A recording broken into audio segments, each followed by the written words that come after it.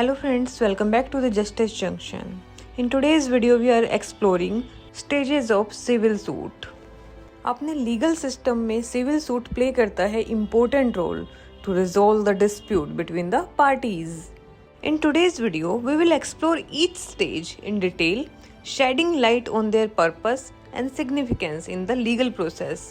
हर stage civil suit में अलग purpose सर्व करती है और कंट्रीब्यूट करती है integrity and effectiveness legal system में। स्टार्ट करते हैं। सबसे पहले हम बात करेंगे what is the difference between civil suit and criminal suit.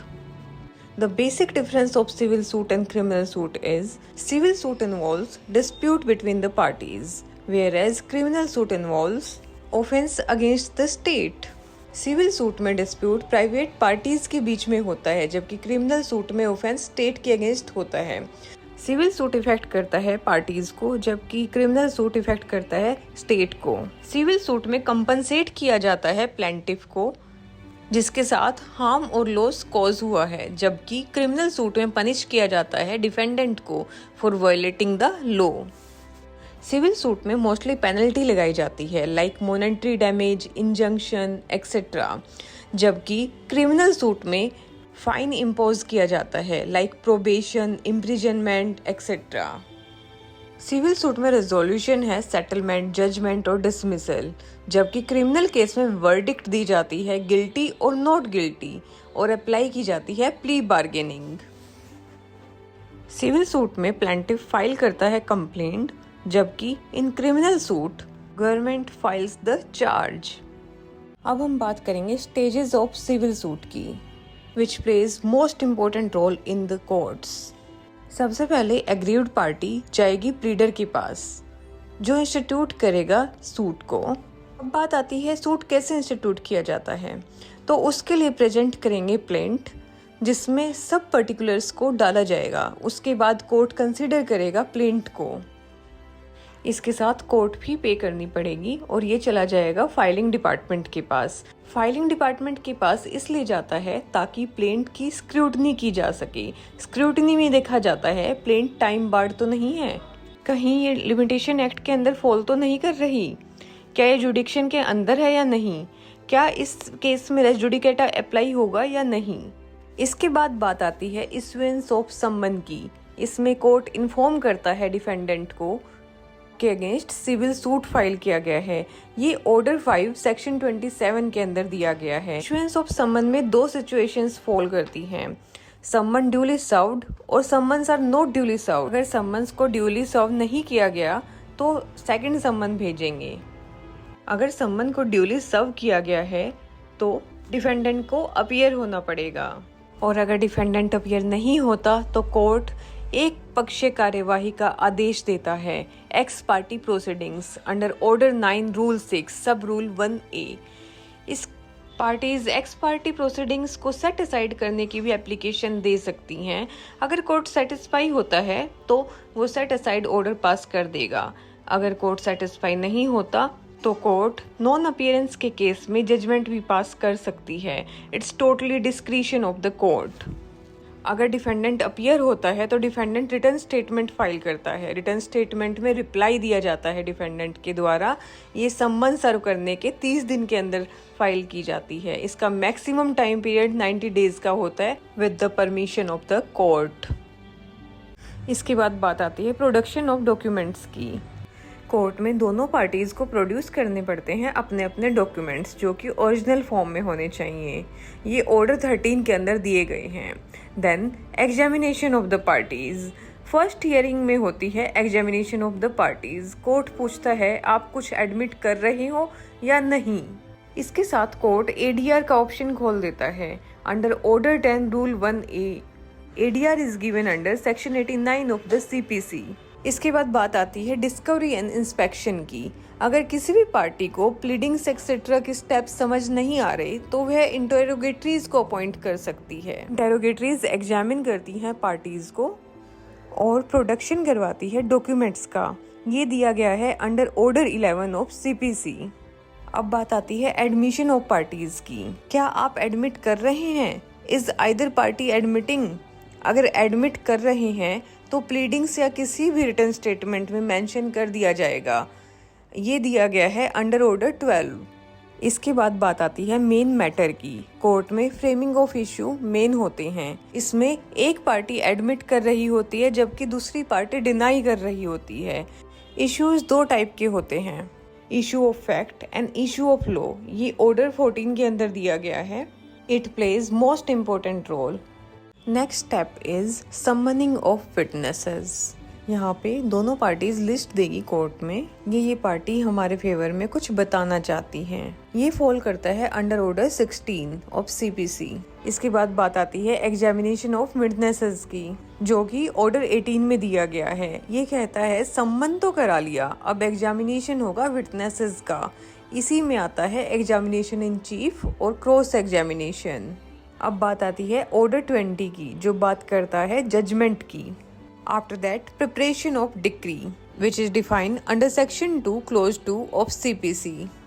इसके बाद aggrieved party appeal review और revision फाइल कर सकता है। In case party is not going for appeal review and revision, then last stage is execution of decree by the court.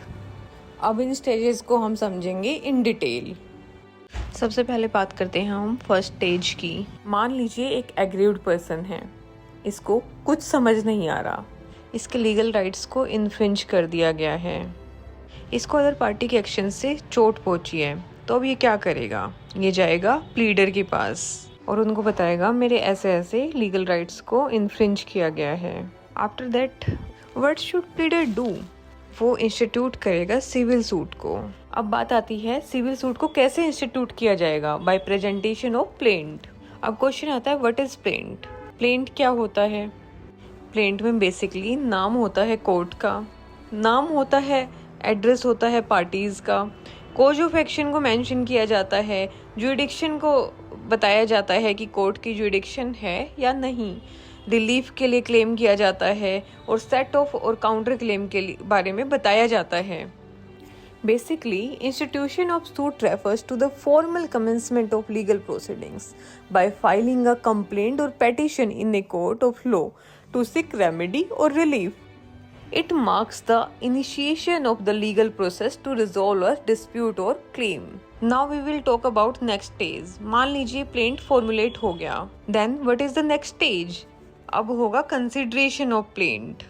What is consideration of plaint? What is consideration of plaint?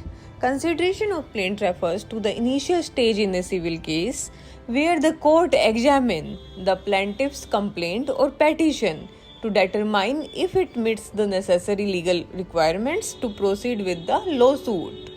Plaint formulate होने के बाद क्या होता है? आपको court fees पे करनी पड़ेगी। कोर्ट फीस पे करने के बाद ये चला जाएगा फाइलिंग डिपार्टमेंट के पास। अब बात आती है फाइलिंग डिपार्टमेंट के पास क्यों जाता है? फाइलिंग डिपार्टमेंट के पास इसलिए जाता है ताकि उस प्लेंट की स्क्रूटनी की जा सके। स्क्रूटनी में ये देखा जाएगा कहीं प्लेंट टाइम बार्ड तो नहीं है, क्या लिमिटेशन एक्ट के अंदर फॉल कर रहा है, क्या जुडिक्शन के अंदर है या नहीं, क्या रेस जुडिकाटा अप्लाई हो रहा है या नहीं। सभी चीज़ों को देखने के बाद अगर कोई गड़बड़ होती है तो ऑब्जेक्शन रेज हो जाता है और अगर कोई गड़बड़ नहीं होती तो प्लेंट को एडमिट कर लिया जाता है। अब बात आती है नेक्स्ट स्टेप की। What is the next step? Issuance of summon. What is issuance of summon? If the court finds the plaint acceptable and has jurisdiction, it issues a summon to the defendant, notifying them of the lawsuit. इसमें court defendant को inform करता है कि आपके against civil suit institute किया गया है, हम आपको नोटिस दे रहे हैं कि आप कोर्ट में अपीयर कीजिए on so and so date. अब बात आती है ये कहाँ दिया गया है? ये दिया गया है ऑर्डर 5 सेक्शन 27 के अंदर। इशुएंस ऑफ समन में दो सिचुएशंस अराइज होती है। पहली सिचुएशन है समन्स आर ड्यूली सर्व्ड, दूसरी सिचुएशन है when summons are not duly served. अगर समन्स को ड्यूली सर्व नहीं किया जाता तो कोर्ट कहता है आप सेकंड समन भेजेंगे, जो कि दिया गया है ऑर्डर 9 रूल 6 सब रूल 1B के अंदर। अगर समन ड्यूली सर्व किया गया है तो यहाँ पे दो सिचुएशन अराइज होती हैं, डिफेंडेंट अपीयर्स और डिफेंडेंट डज नॉट अपीयर। अगर डिफेंडेंट अपीयर नहीं होता तो court x party proceedings initiate करता है, जो कि दी गई हैं ऑर्डर 9 रूल 6 सब रूल 1A के अंदर। एक्स पार्टी प्रोसीडिंग्स को पार्टीज सेट असाइड भी करवा सकती हैं under order 9 rule 13 with the permission of the court. अगर पार्टीज अपीयर नहीं करती तो कोर्ट चाहे तो ऑर्डर 8 रूल 10 में जजमेंट भी पास कर सकता है। It's discretion of the court. मान लीजिए डिफेंडेंट अपीयर करता है तो वो क्या करेगा, वो रिटर्न स्टेटमेंट फाइल करेगा।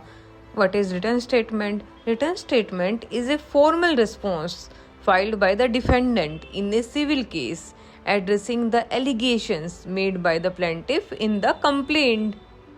Written statement is the reply given by the defendant to the plaintiff. ये दिया गया है ऑर्डर 8 CPC के अंदर, जो कि विदिन 30 days आफ्टर रिसीविंग सम्मन फाइल करना पड़ता है। इसका एक्सटेंशन पीरियड 90 days है, बट द कंडीशन इज हम इसको एक्सटेंड कर सकते हैं only with the permission of the court. और रिटर्न स्टेटमेंट में प्लेंट में दिया गया कोई भी पैराग्राफ स्पेसिफिकली डिनाई किया जा सकता है। Specific denial of the fact stated in the plaint.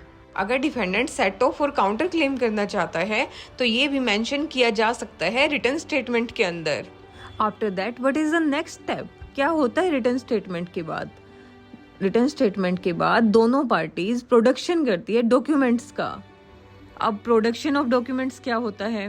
Production of document refer to the legal process where parties in a lawsuit are required to provide relevant documents to the other party for inspection and review as part of the discovery phase of the litigation. बात आती है production of document कौन कौन सी party कर सकती है? Either party produce the document, but the condition is ये original form में होने चाहिए before the settlement of issue. Framing of issue से पहले ये डॉक्यूमेंट्स प्रोड्यूस होने चाहिए, जो दोनों ही पार्टीज के लिए बहुत इंपॉर्टेंट डॉक्यूमेंट्स हैं। अब बात आती है कौन से ऑर्डर में दिया गया है, तो इट्स गिवन अंडर ऑर्डर 13। ये डॉक्यूमेंट्स होने ही होने चाहिए प्लेंट या रिटर्न स्टेटमेंट के साथ। After that what is the next step? The next and interesting step is examination of parties. Examination of parties क्या होता है? Examination of parties in a civil suit involves questioning both plaintiff and defendant under oath to gather information and establish fact pertinent to the case. This process aims to elicit truthful testimony and clarify disputed issues before the court. जो first hearing होती है वही होती है examination of the parties, जिसमें question पूछे जाते हैं प्लेंटिफ और डिफेंडेंट से इंफॉर्मेशन को गेन करने के लिए और फैक्ट्स को एस्टेब्लिश करने के लिए। इसमें कोर्ट पूछता है कि आप कुछ एडमिट कर रहे हो या कुछ डिनाई कर रहे हो। ये दिया गया है ऑर्डर 10 के अंदर, जिसके अंदर कोर्ट पूछता है कि आपने प्लेंट और रिटर्न स्टेटमेंट के अंदर जो कुछ भी फैक्ट्स दिए हैं आप उनको एडमिट कर रहे हो या डिनाई कर रहे हो। ये सब आता है एग्जामिनेशन ऑफ पार्टीज के अंदर। इसके साथ साथ कोर्ट ऑल्टरनेट डिस्प्यूट रेजोल्यूशन का भी एक ऑप्शन खोल के देता है, जो दिया गया है ऑर्डर 10 रूल 1A के अंडर। इसके साथ ही मेंशन किया गया है सेक्शन 89 CPC में। एग्जामिनेशन ऑफ पार्टीज के बाद एक इम्पोर्टेंट स्टेज आती है जिसको बोलते हैं discovery and inspection. What is discovery and inspection? Discovery allows party to obtain evidence from each other, while inspection involves physically examining documents, objects और property related to the case. अगर proceedings के दौरान किसी एक पार्टी को दूसरी party के facts समझ नहीं आ रहे या फिर उसको किसी डॉक्यूमेंट को एग्जामिन करना है दूसरी पार्टी के, अगर वो चाहे तो इंटेरोगेटरीज को अपॉइंट कर सकता है। इंटेरोगेटरीज एग्जामिन करती हैं पार्टीज को और साथ ही साथ प्रोडक्शन करवाती है डॉक्यूमेंट्स का।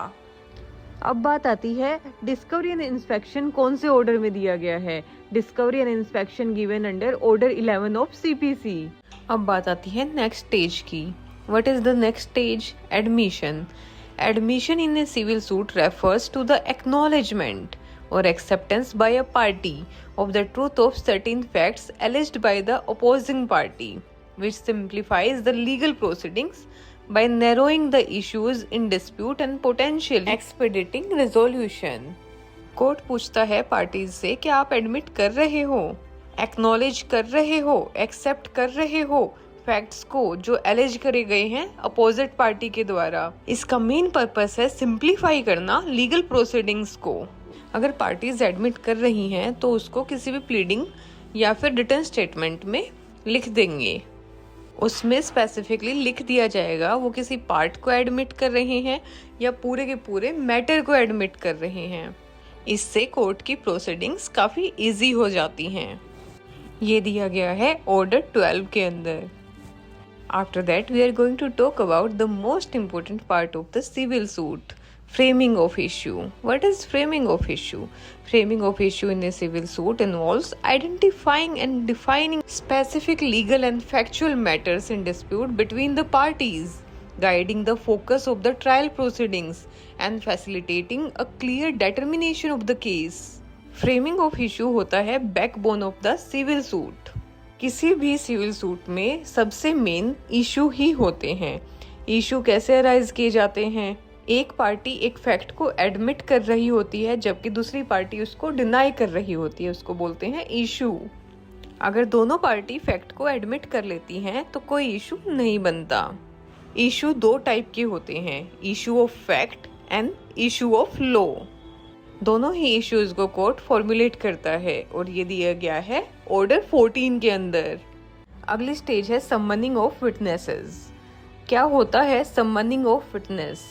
Summoning of witnesses in a civil suit involves issuing a legal order by the court compelling individuals with relevant information to appear and testify under oath, ensuring the presentation of crucial evidence to aid in the resolution of the case. It is given under Order 16. इस case में parties list देंगी court में कि हम इन witnesses को बुलाना चाहते हैं, ये हमारे पक्ष में टेस्टिमनी देना चाहते हैं। विटनेसेस की लिस्ट को कोर्ट में सबमिट करना पड़ेगा। अब बात आती है अगली स्टेज की, एग्जामिनेशन ऑफ द विटनेसेस। सम्मन करवाने के बाद कोर्ट कहता है ठीक है आपने विटनेसेस को सम्मन करा दिया, अब उन विटनेसेस का एग्जामिनेशन किया जाएगा। What is examination of witness? Examination of witnesses in a civil suit involves questioning witnesses by both parties to elicit relevant testimony and evidences, aiming to establish facts supporting their respective position and ultimately strengthen their case before the court. अब बात आती है ये कौन से order में दिया गया है? It is given under Order 18 of the CPC. इसी के अंदर कराया जाता है examination in cheap and cross examination of the parties. ये सारी प्रोसीडिंग्स इन्हीं ऑर्डर के अंडर साइमल्टेनियसली चलती रहती हैं। अब बात करते हैं आर्ग्यूमेंट्स की। ये या तो ओरल फॉर्म में होंगे या फिर रिटन फॉर्म में होंगे। ये साथ साथ इन्हीं ऑर्डर्स के साथ गवर्न किए जाते हैं। These orders are very important in a civil suit and plays most important role in the civil proceedings. Now we are going to talk about next stage, that is judgment. What is judgment? Judgment in a civil suit is the court's final decision based on the evidence presented and applicable law, determining the rights and liabilities of the parties involved in the case. It is given under Order 20 of CPC. Judgment civil suit में court का final decision होता है जो कि based है evidences पे जो present किए गए हैं और लॉ पे जो अप्लाई किया गया है डिटरमाइन करने के लिए राइट एंड लाइबिलिटीज को। Now we are moving towards next stage, preparation of decree. क्या होता है preparation of decree? Preparation of decree in a civil suit involves the court crafting a final judgment outlining the rights and obligation of the parties based on the evidence present during trial, typically specifying the relief granted or denied to each party. It is given under section 2 clause 2 of Code of Civil Procedure. ये judgement आने के बाद 15 days के अंदर prepare करके दी जाती है। After that, what is the next stage? Next stage is appeal, review and revision. Aggrieved party जा सकती है अपील, रिव्यू और रिविजन के लिए। What is appeal? Appeal in a civil suit involves requesting a higher court to review the decision of the lower court, primarily based on errors of the law और procedure, aiming for a reversal or modification of the original judgment. किसी भी civil suit में appeal के through request की जाती है higher court से review करे डिसीजन को लोअर कोर्ट के। अगर जजमेंट बेस्ड है लॉ के एरर्स पे तो मॉडिफाई करे या रिवर्स करे जजमेंट को। Along with that, opposite party also have right to review and revision. It entails the re-examination of the lower court decisions by the same court, often to correct errors or ensure justice, though the scope and process may vary by jurisdiction. Now we are moving towards next step. अगर aggrieved party appeal review revision में नहीं जाता है तो finally court से execution करवाया जाता है डिक्री का। What is execution of decree?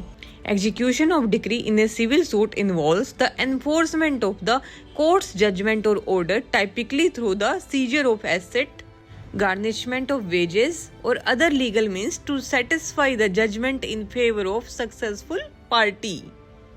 ये दिया गया है ऑर्डर 21 में। एग्जीक्यूशन ऑफ डिक्री के थ्रू एनफोर्स करवाई जाती है कोर्ट की जजमेंट और ऑर्डर्स को, जिसमें एसेट एक्सेट्रा को सीज कर लिया जाता है। गार्निशमेंट होता है वेजेस का और other legal means which is given under CPC. Finally execution of decree होता है by the decree holder against the judgment debtor. अब हम जानते हैं इस टॉपिक पे कौन कौन से क्वेश्चंस मोस्टली एग्जाम में पूछे जाते हैं। First question is, what are the initial steps involved in initiating a civil suit? Second question is, how does the court determine jurisdiction of a civil case? Third is, explain the process of serving summon to the defendant. Fourth is, what factors does court consider when issuing a judgment in civil cases? And what are the typical procedure during civil trial, etc. ये question mostly mains exam और legal competitive exams में पूछे जाते हैं। If you have any query you can contact me on my email address monica.k.advocate@gmail.com. If you like my video then please don't forget to like, subscribe and share for more videos.